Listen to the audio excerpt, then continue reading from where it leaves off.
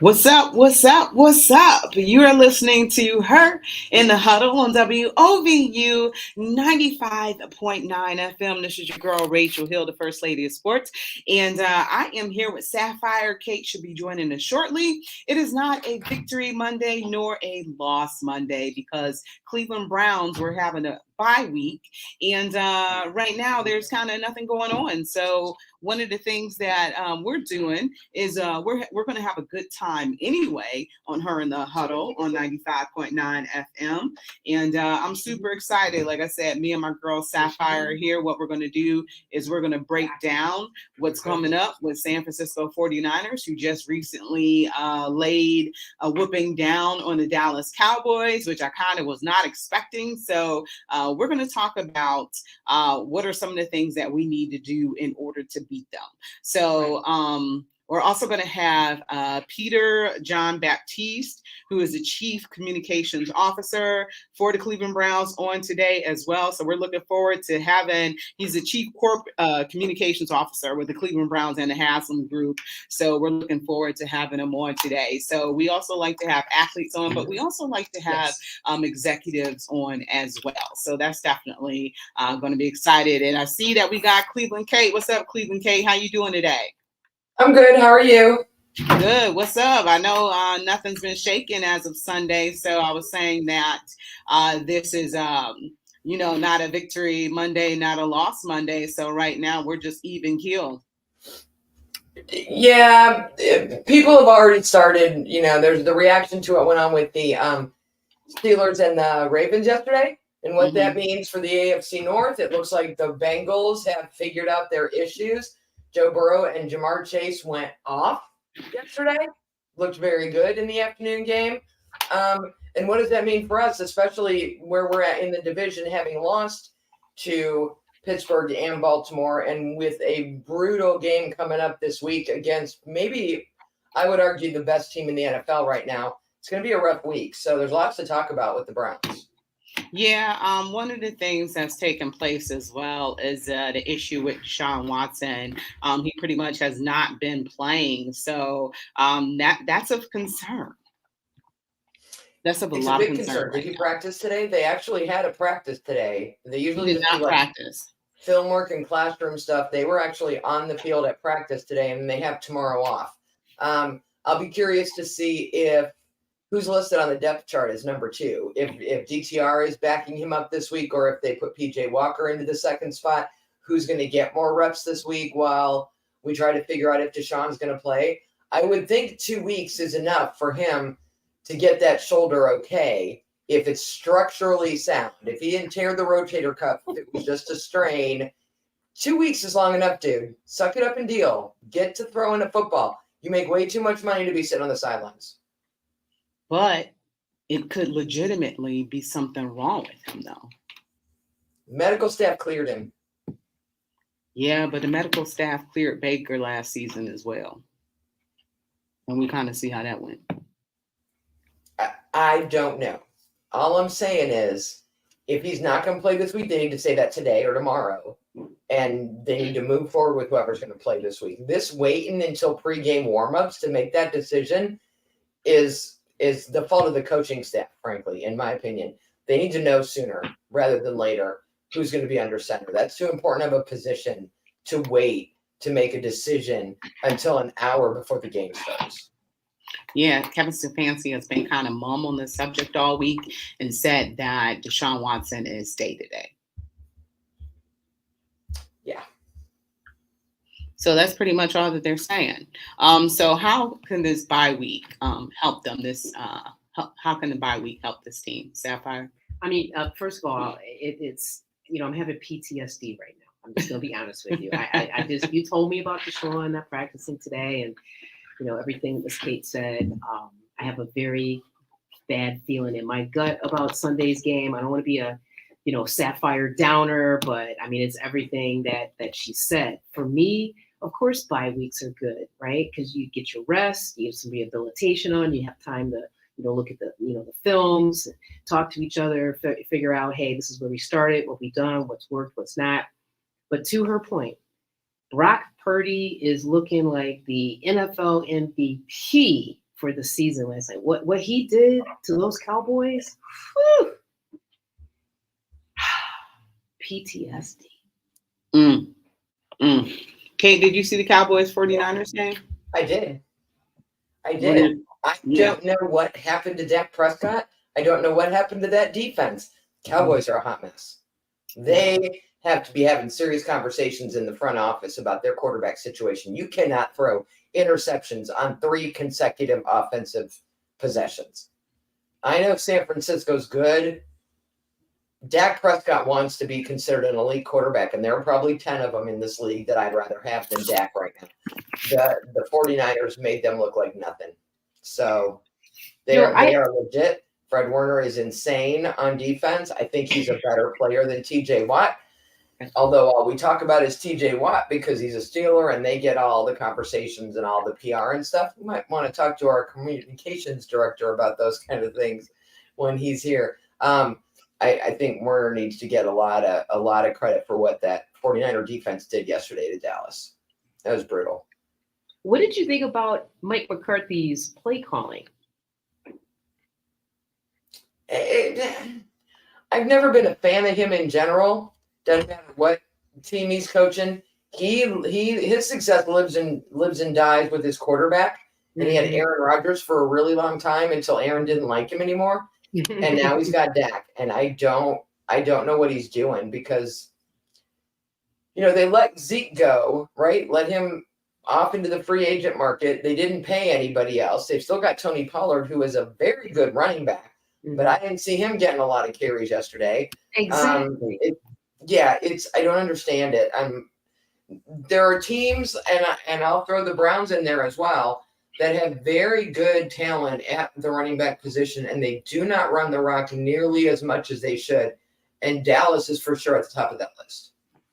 I totally agree with that assessment. And for me, I just, I was a huge Kyle Shanahan fan when he was here. He was our OC. You already know this. For me, he is like the poster child in terms of what a head coach who really knows what they're doing in terms of balancing the run and the pass. And I was a little bit surprised. Mike McCarthy, he didn't really use his, the tools in his bag. So like Kevin Stefanski. So what is that? Where does that come from, Rachel? I understand that in the fourth quarter when you're down by, 30, 40 points, you don't have time. But I've also seen running plays, a team come out and run on first and second and score and haven't taken 20 seconds off the clock. Because if you've got the defense all step back into the secondary looking for the pass because you're so far behind they think you're going to pass, you can get open and through the line to run. I love Kyle Shanahan. I love what he's doing now. My problem with him back in the day is that his offenses were too complicated. The play calls were too complex. The guys had a hard time remembering them. He's softened that up a bit, and he's also been there long enough now that people know his system. They get the way his play calling works, and it's taken time. And when he was here, we didn't have time. Yeah, that was evident last night. Cowboys had 57 yards rushing to the 49ers 170. Yeah. One of the things, Kate, you mentioned is that when he was here, he was trying to coach Johnny Manziel, who didn't care, who didn't read a playbook or anything like that. So, I don't think that he was going to get the most out of Johnny Manziel at all. Right. So I didn't really have an issue with his play calling per Johnny se. spent his college career, his coach was literally drawing plays in the dirt and go, how about if, if this guy goes here and you throw to this guy, or if this guy he wasn't the right quarterback for his system. But I don't know that we've had very many quarterbacks that are good with film and that study the playbook and that do that kind of stuff. I don't know that the football IQ has been high enough on very many of our quarterbacks in the last 10 years to know that system would work for them. Brock Purdy sort of has that chip on his shoulder, right? Because he was the very last dude taken in the draft. He got his chance to play and he made the most of it. He is incredibly smart. And I don't know if he would be doing this well in someone else's system. I think he is exactly the kind of quarterback Shanahan needed from an IQ standpoint, from a studying a playbook, memorizing, understanding, all of the moving pieces and parts. Very smart kid. And I think they're going to create some magic there if he can stay healthy. Yeah, he seems like a very smart kid. And then also, he's like, it's very early in his career, but the way he's hitting receivers and the balls he throw is very pretty. And, he could become, like I said, very early in his career and stuff like that. He could have that drive and that want and know how to become like Tom Brady, who, got drafted in the 6th round, who always had a chip on his shoulder, and the way he's performing right now as a second-year player is just unbelievable. So, I believe he can take the 49ers, far away. But, to open up this season, the 49ers played the Steelers, who are up and down, hot and cold. They also played the Rams, who, really aren't, the greatest team. They played the Giants, who suck. They played the Cardinals, who's not a good team, and they played the Cowboys, who were pretenders. So, we look at who have they really played since the season has started? But you got to win the games you're supposed to win, right? How many times do we look at the Browns and they got an opponent coming up, and on paper we should demolish them, and then we don't? You still have to handle your business. You have to come up with a game plan, and you have to execute. And they are doing that against whoever has been put in front of them. They've got some tough games coming up, so they will get tested. This could be a trap game for them. This could be a game where they're just overlooking the Browns and on to whoever their next opponent is. They're coming off a short week because they played so late last night and had to travel, and then they got to travel to here on Sunday. And they could easily overlook us. Every year, every season, there are those games that we see where the underdog shocks everybody and does everything right, and all the breaks fall their way and they get it done. And I'm not saying that couldn't happen for the Browns this week. On paper, I don't know that it doesn't look good. If Deshaun doesn't play, it doesn't look better. And Myles Garrett left that game 10 days ago in a boot. I don't know what's up with him. I don't know how he is, and if he's 100%. Lord help us if something happens to him. We've already lost Nick Chubb for the year. I think if Deshaun plays, our chances go up, even if he's a little banged up and a little hurt. But I don't know. Maybe our chances are best with someone like PJ Walker, where there's very little film on him, and Shanahan will have a hard time planning for him because they just don't know what he is. Maybe that gives us a better chance if Deshaun doesn't play. But the way he was playing, the week before, was that 2 weeks ago now, almost 3, it felt like he was finally in a rhythm and hitting things and hitting, Amari and Njoku and Elijah Moore, and it just felt like everything was clicking. And so if I can have that Deshaun, I will feel a lot better about our chances this week. Yeah, and you know what? I just wanted to go back to something you said a couple of minutes ago about Brock Purdy, right? I think as I'm reading here, it looks like he landed in the mid-90s on the S2 cognition test, which is, it's like how quickly can your quarterback or your player identify what the situation is and then respond to it. It really speaks to your point. I don't think Brock Purdy is a fluke, right? And I do think he has somewhat of a chip on his shoulder in a good way. It was just what I saw in his eyes, last night when I watched the game, his attention to little things. He was very aware, and he was very comfortable out there. He really did not lose his composure on a very large national stage, like the world is watching you. So, yeah, I'm very concerned about Sunday's game. I'm more concerned about Deshaun Watson's health, and I agree with everything you said, Kate. Yeah. Hey, Jay, I see you. Rachel, if you're right and that shoulder still isn't right, then sit him. Sit him another week. Get him healthy. Don't do structural damage that would require surgery. Get him healthy. But then just say that and get somebody else prepped and ready to go this week. His score does not surprise me. And I know Baker's was pretty low. That was one of my biggest knocks on Baker, is aside from the fact that he was short, it took him too long to read what was coming at him. Yeah. It still takes him too long to see what's coming at him. And there are times, even in Tampa Bay, as well as he's played this year, where they'll put the camera on him and I'll look at his face and I'm like, he don't know what's coming. Thank God that offensive line has given him enough time. He still is not quick to see that. The way with Brock, it's almost like a video game. It's like he slows it down and he knows what's coming. It's fun to watch. I wish he was my quarterback. Right? I wouldn't say I disagree, but it is what it is. And, if Deshaun doesn't play, it absolutely could be scary. And, I don't know if we expect any improvement from DTR this week. I don't, I hope that the game has slowed down for him. He's made his first start in the NFL, and you hope that this is a learning opportunity and for him to improve as well. So, I'm sure it's been a long week for him. He threw 3 interceptions in the game, costly interceptions. So, hopefully his teammates have been picking him back up if he's the quarterback that actually has to play for the Browns on Sunday.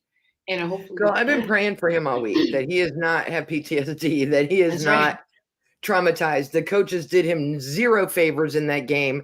If he does have to play, no matter who's under center this week, they need to run the ball. You've got Ford, you've got Hunt.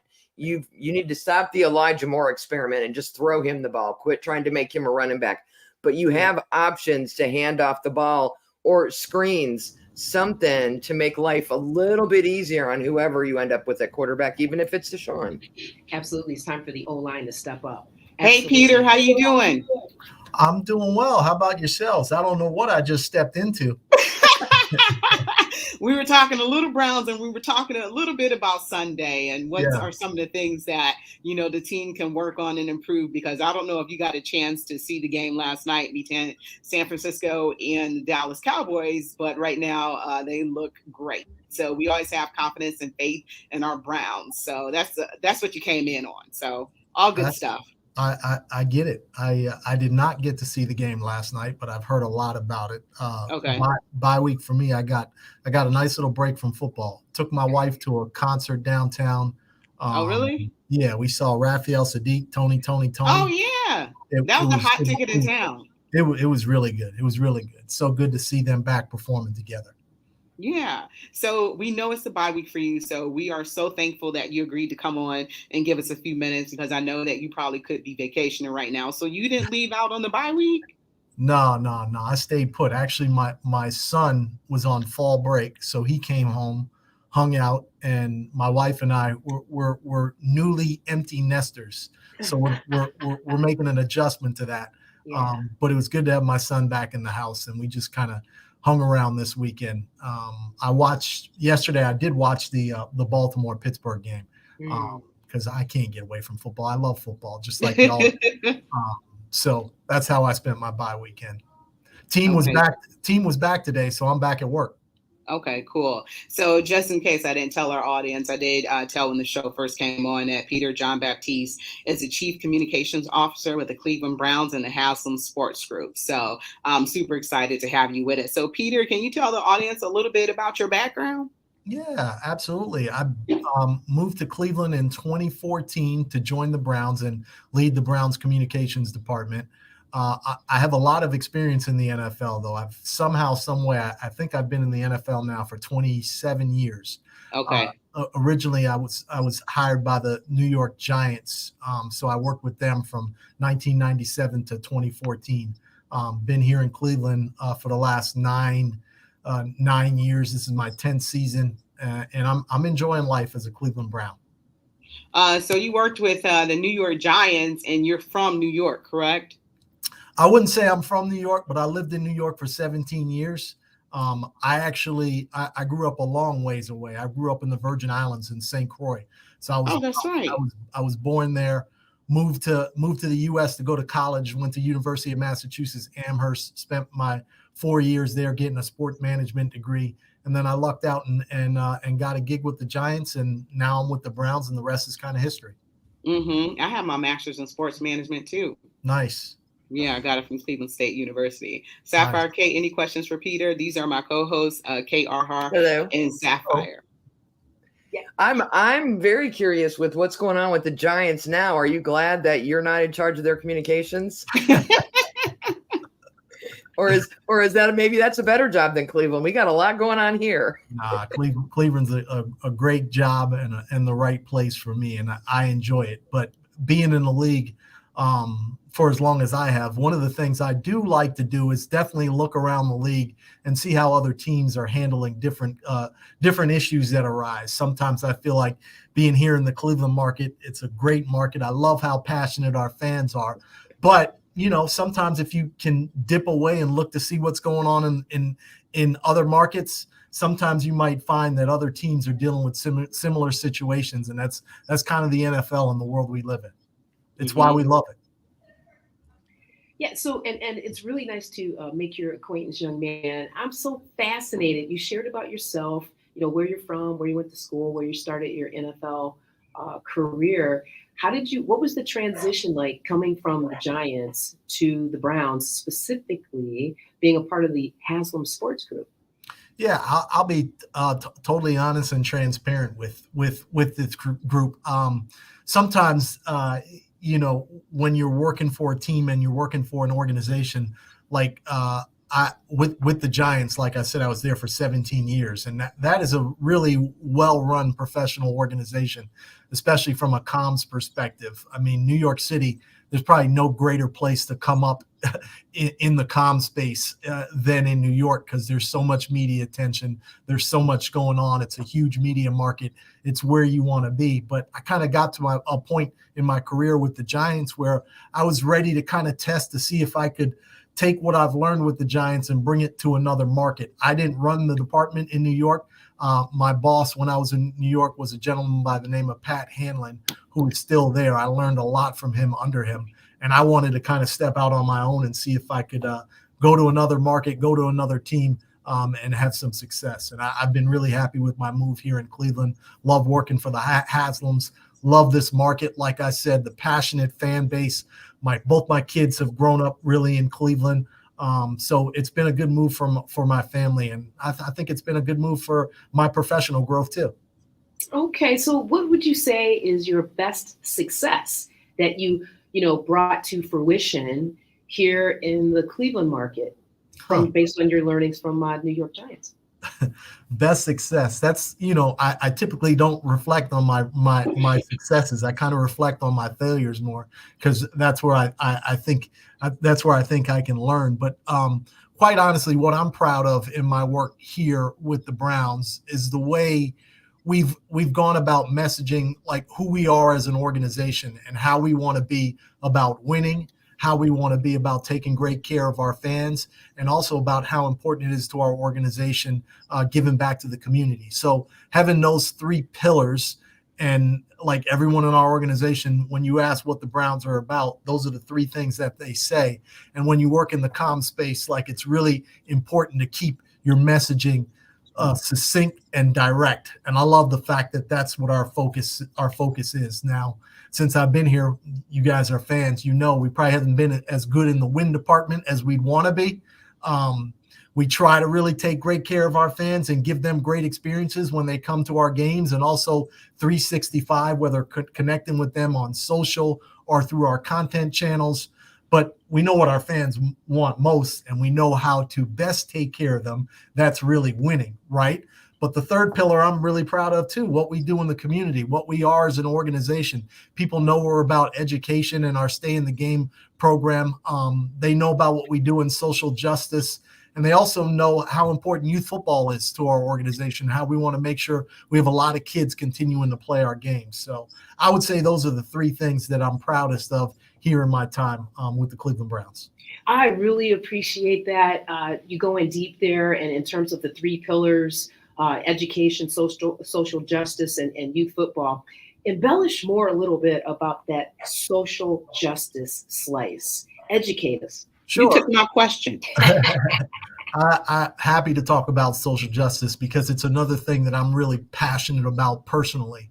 And I mean, since the Haslams took over the team, community has been such a key to them. And they really believe in education. They really believe that like the best way for kids or people to better themselves is through quality education. And that's something we're constantly striving to help with here with the Browns, inspiring kids and parents to understand and realize how important it is really just to show up for school, right? Our Stay in the Game program initiative that we've been in now. I think we've partnered with, I want to say 49 districts across the state of Ohio, where these are districts where we're really trying to fight chronic absenteeism and making sure that parents and students, again, understand how important it is to get to school every day. Another pillar in our social justice efforts that have really evolved over the years would be police and law enforcement community relations,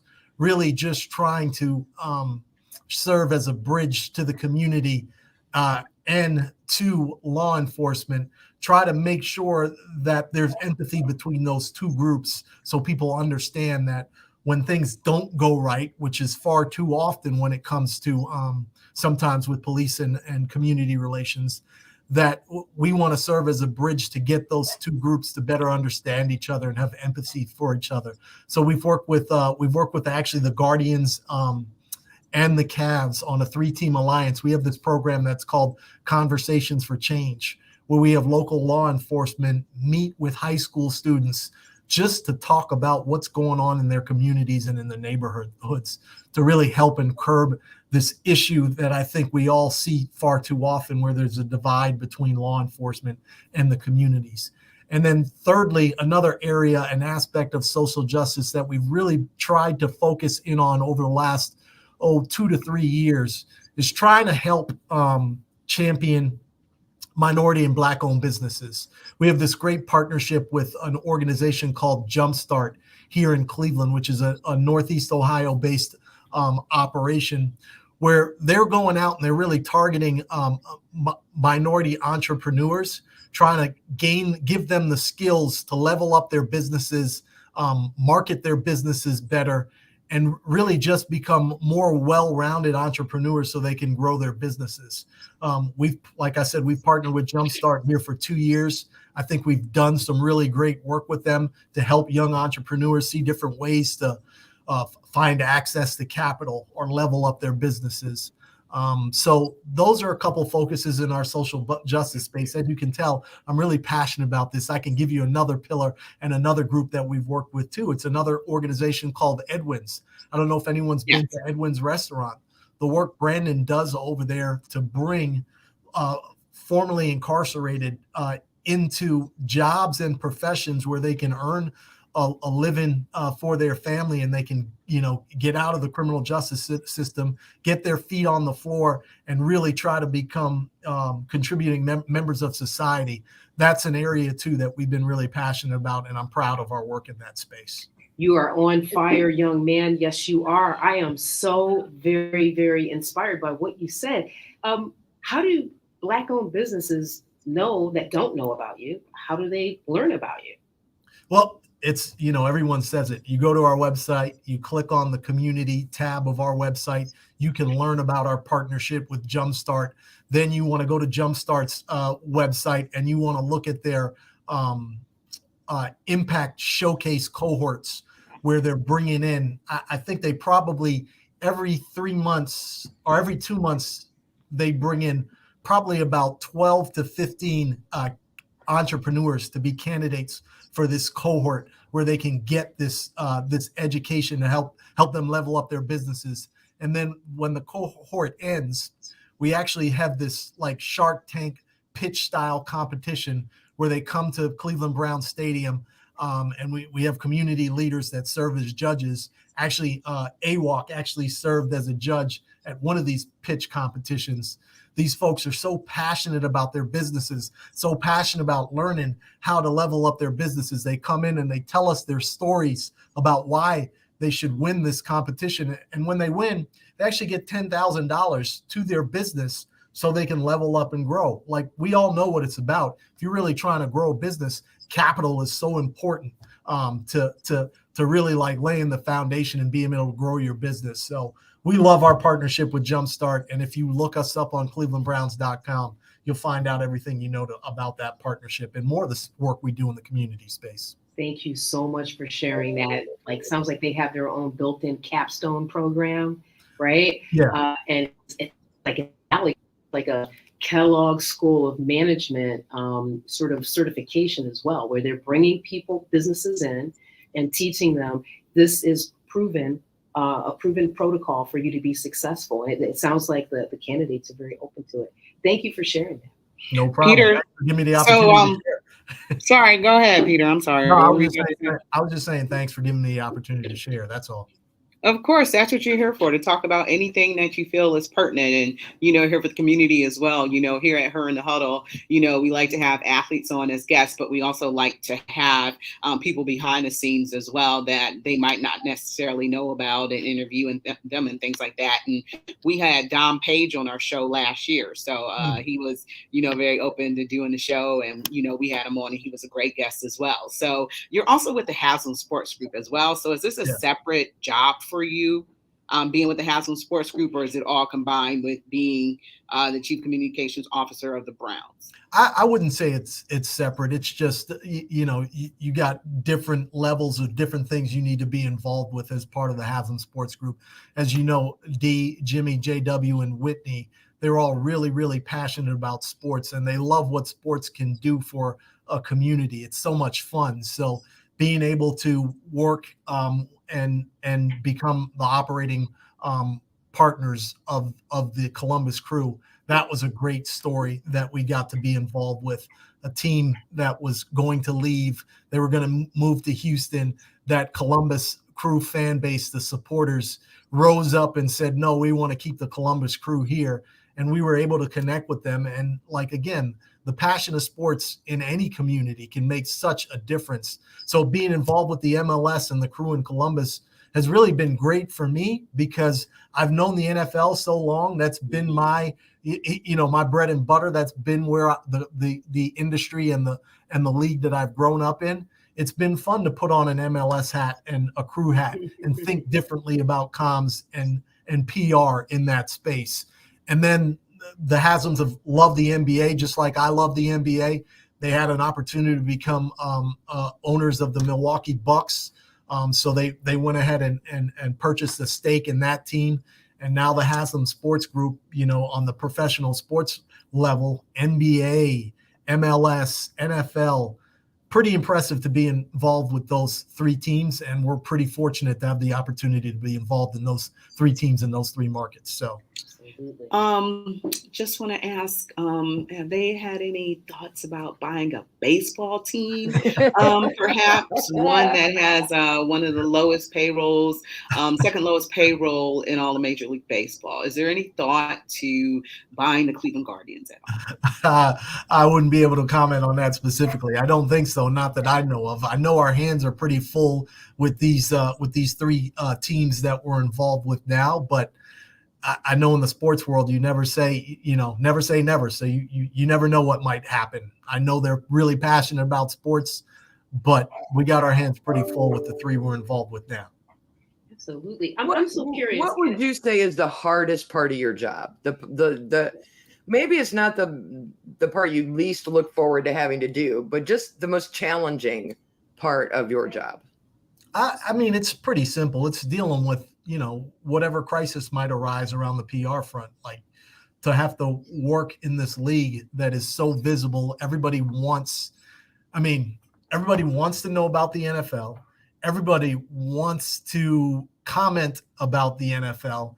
And when you have that combination, and in what we do as comms professionals, where a lot of times we're trying to direct a narrative, right? I won't say control a narrative, because it's impossible to control a narrative, but we're trying to direct a narrative. And there's so many outlets, so many people, and then you got so many uncontrollable variables in the people that you work with, your players, your coaches, front office staff are on the team. It's a lot to juggle all those different entities. And you really just want to be the person that's like, bring it all together to make sense of it. So whatever's going out there publicly, our fans are getting a consistent message from the organization. They know what we're about. They know what we're trying to accomplish.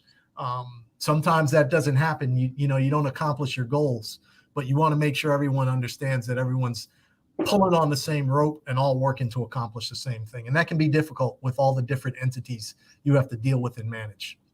Yeah, I think for me, I imagine a lot of things you can't talk about.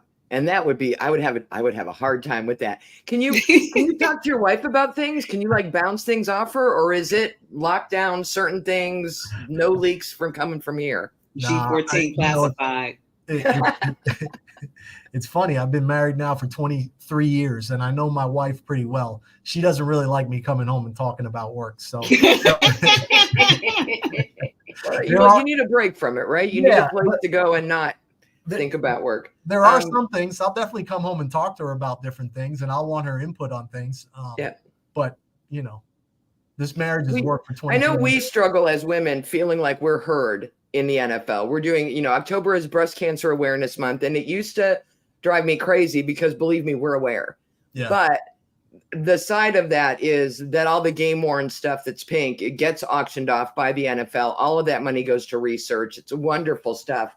But we've talked on this show and on a podcast that I do a lot about like the bag policy and just other things where, NFL, not for ladies. Like we feel that women don't have a voice in general in the NFL.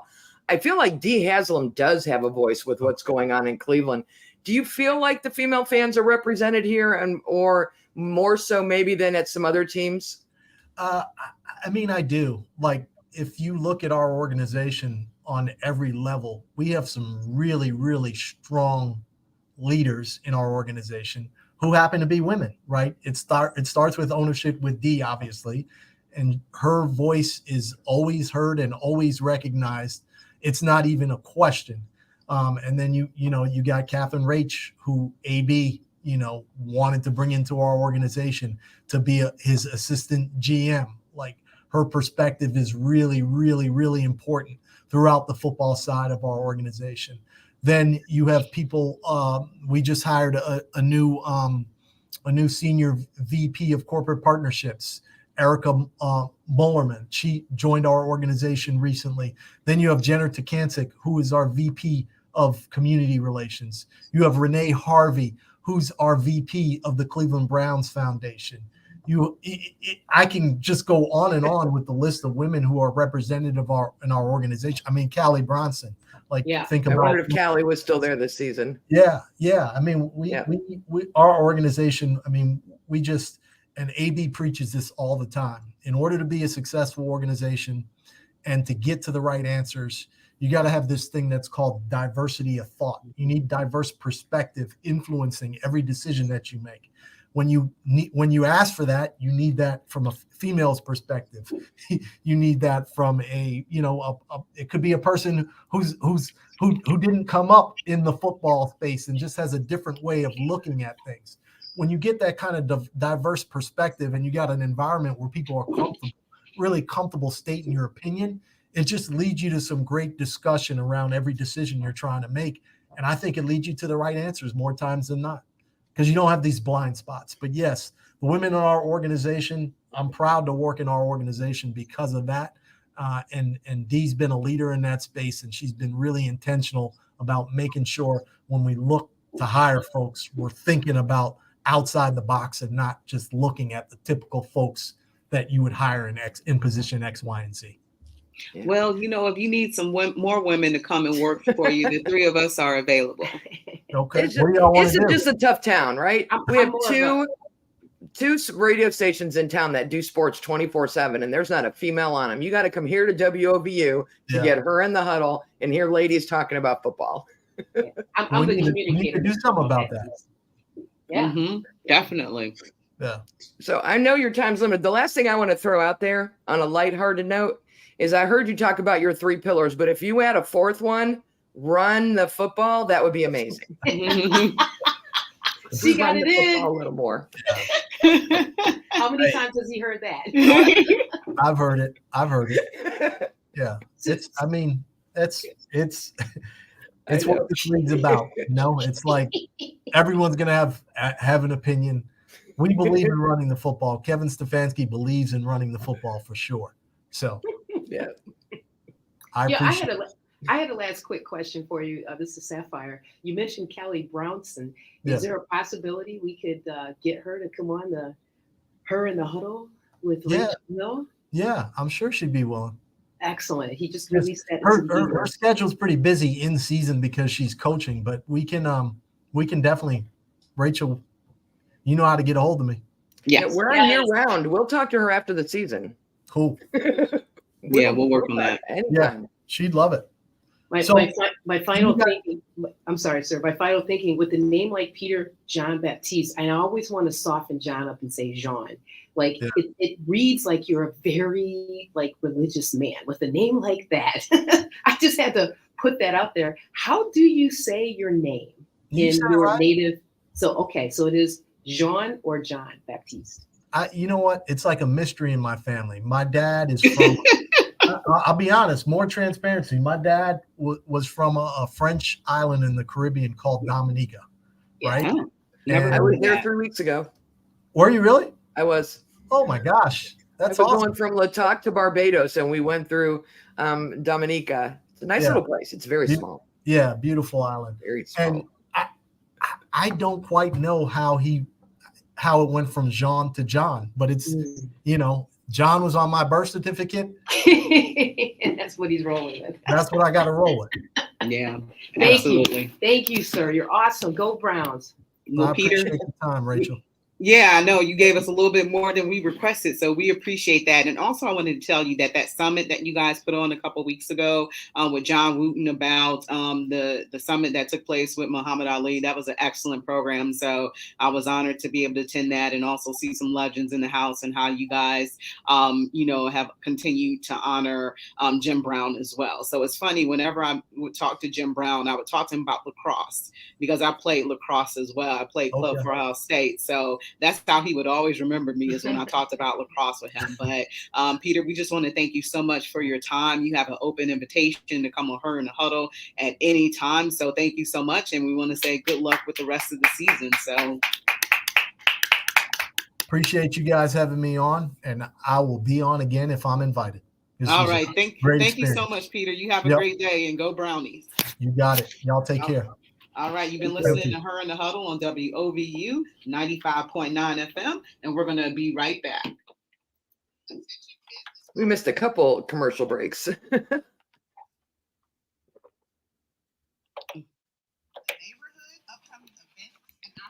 Text me. That was phenomenal. Come on. That was some good stuff. I got a couple of texts. People are like, ding. Oh, really? Awesome. We are the Burton Bell Carr Business Development Team. Yeah, I mean, Jean Baptiste, there's a couple Bibles in the house. Our team under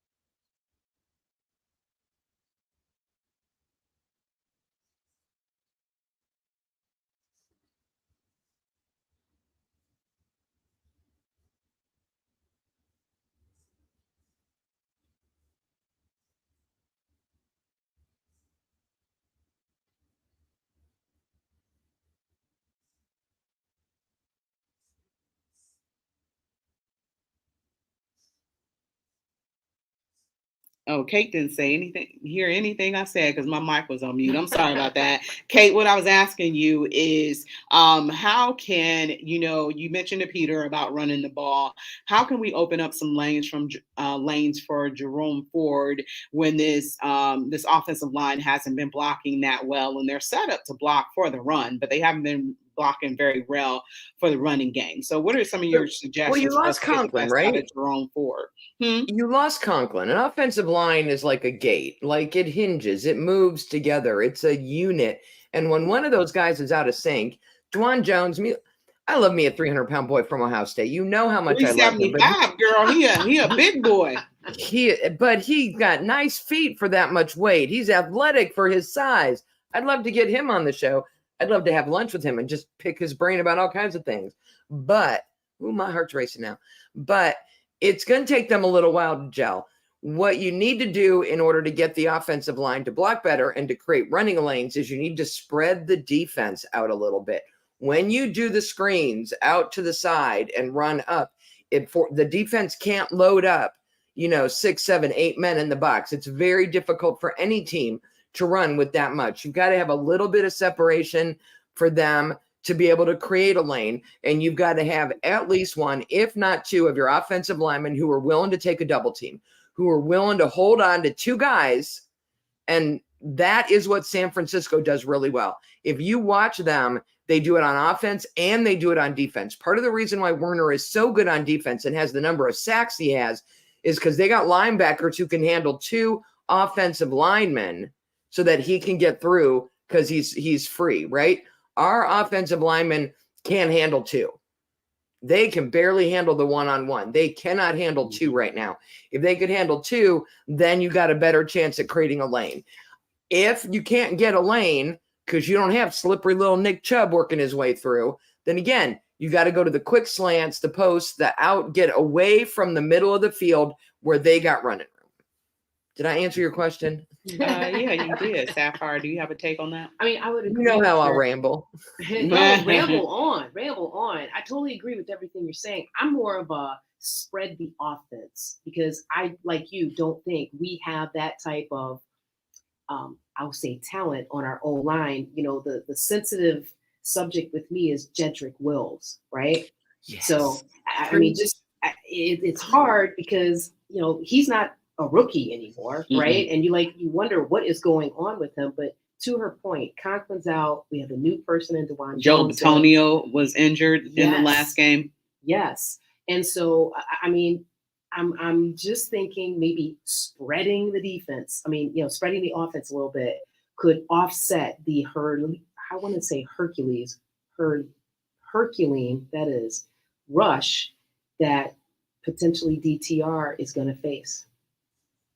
Yeah, one of the things, Kate, you had mentioned about them not winning the one-on-one matchups, and if you went to lunch with Juwan Jones, who's footing that bill? Because, girl, I'm sure he eats a lot. He's 375, 6'8". So I hope he's paying. If anyone listening knows him, I will foot the bill for lunch. If you want to answer my questions honestly,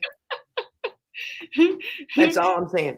I mean, there's two different ways to spread an offense, right? You can spread it east to west, which is along the line, get you some more space on the line, get you a 3 tight end set or whatever. And then you force the defense to spread north to south. If you have the right balance, if your run is working and you have the right balance to run to pass, then again, you can't put 8 men in the box because you got to have a safety and a free safety and people moving in second corners.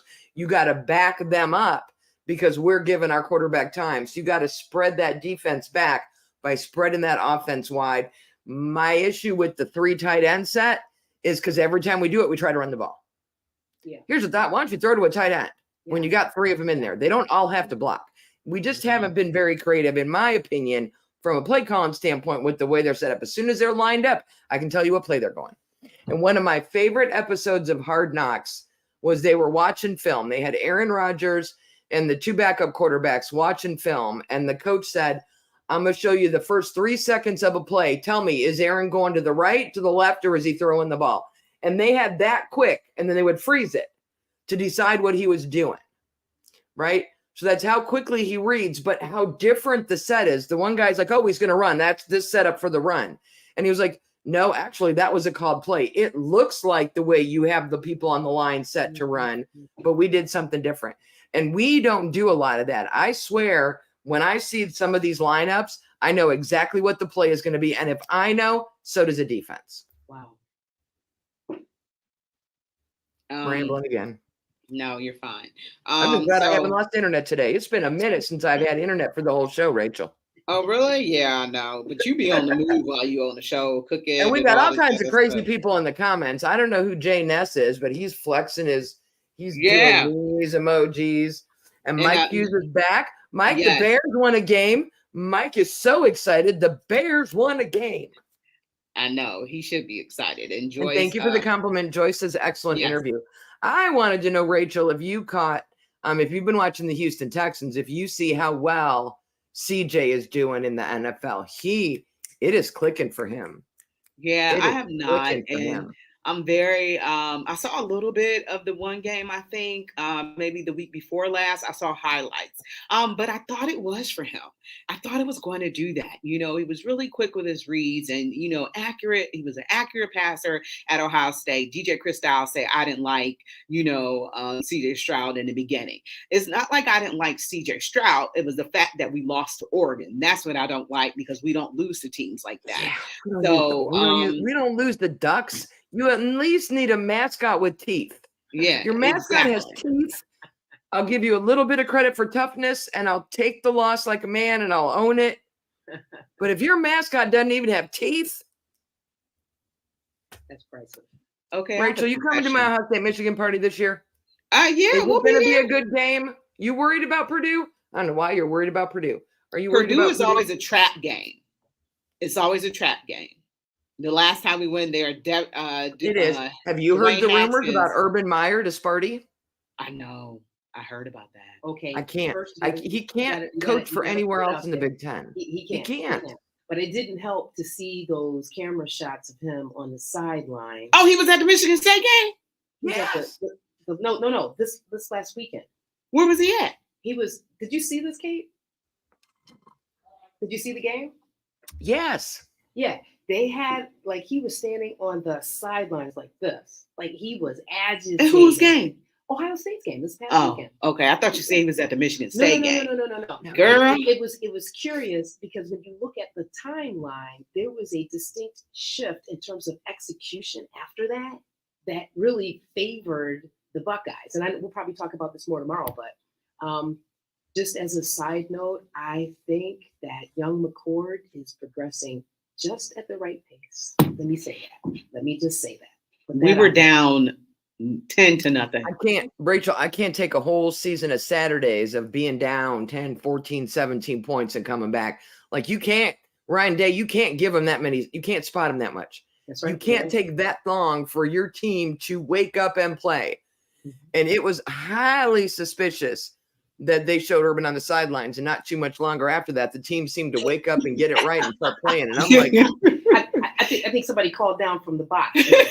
They're like, Ryan, Urban's here. You better step it up, bud. Yep.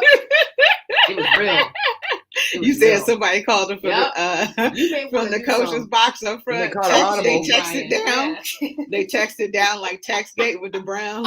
You need a motivation speech. I was reading something on Sports Illustrated today, and they said that Ryan Day should be ashamed of this team.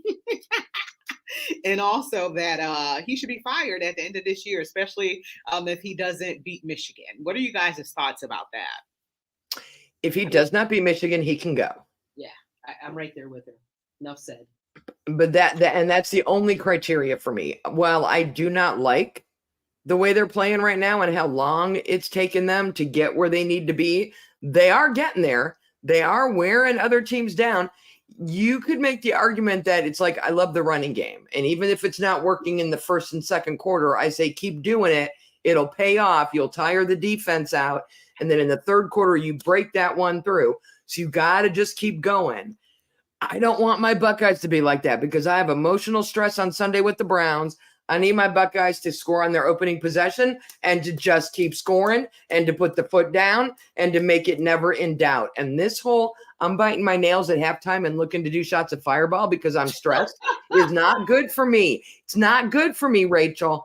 If he can get me through the season and beat Michigan, he can stay and come back another year. If he does not beat Michigan, he can go to lunch with me and Dwan can help me pack up his stuff and take him the hell out of Columbus. You can't lose to Michigan again. Yeah. It's it's on paper, people may feel differently about Ryan Day, but I totally agree with you. And when we go over the stats tomorrow, I think Kate's point will be even more embellished, right? Mm-hmm. So that's my litmus test too. You got to beat Michigan. That's it. That's what you signed up for. Got to beat meat chicken. Yeah, they struggled last year against Maryland and obviously was able to score 20 unanswered points to be able to win the game, which I wasn't able to see because I was in a meeting. But, obviously I kept checking the score. But, they always struggle against Purdue. And I talked about this last week. Ever since Drew Brees was there, this game has always been a trap game for us. So, when it we has. And I will say, and maybe it's just me, but one thing that Jim Tressel and Urban Meyer, who are the most recent coaches that I followed religiously, one thing they seem to understand that Ryan Day doesn't is that when you get Michigan, when you get Rutgers, when you get Purdue, you are their Super Bowl. They've spent every minute since last year's loss to you planning how to beat you. You are getting 120% of their best when the minute they hit the field against you. And it seems to take Ryan till halftime to figure out they're overplaying themselves because it's us, right? You look at the stats of some of these teams versus everyone else, and they're nowhere near as good as they are against Ohio State because they get up for this game. They work for this game. They live. This is their Super Bowl. They're trying to beat us. And Jim and Urban seem to understand that. Ryan doesn't seem to understand. You need to squash that early. You can't let them get full of themselves. You can't let them get that mental momentum of, oh, we're having our way with the Buckeyes. We're doing well. You can't let them get all up in their heads when they're doing well. You got to crush them like the bugs that they are. Because remember our unbeaten season en route to winning the national championship in 2003, and we needed Holy Buckeye to be able to do it against Purdue. So I just I want this team to stay focused and understand they always struggle on the road against Purdue and realize that they're going into a hostile environment. And like you said, last year, that game that Haskins threw for 70 attempts. They were, it was that guy who I believe was dying and they featured him a lot, on that broadcast. So, they kind of rallied behind that and stuff like that. And that proved to, I don't know if that wasn't a distraction for Ohio State, but, Purdue kind of rallied with that story and stuff like that. So, I'm just hoping that the Buckeyes will come through with the victory. I do foresee us possibly losing to Penn State this season and Michigan because they need to get it together. And like you said, they want a handwritten, in calligraphy invitation to show up, before the actual game starts. That's going to be a problem. That's going to continue to be a problem for the rest of the year. So, you realize what the deficits are, and he needs to put Kyle McCord in a situation to be successful and understand what the defense is doing initially, to Ohio State, because we're not getting off to these fast starts at all, and make it better. So, ladies, I want to thank y'all for doing this show today. I want to thank Peter John Baptiste for being a guest on here, and for Kate, for Sapphire, for myself. You've been listening to Her in the Huddle on WOVU 95.9 FM, and we are out of here. I attribute. Great show. Thank you, Kate. Great job. Talk to you later. Love you. Love you too. Bye. Great show today. No, you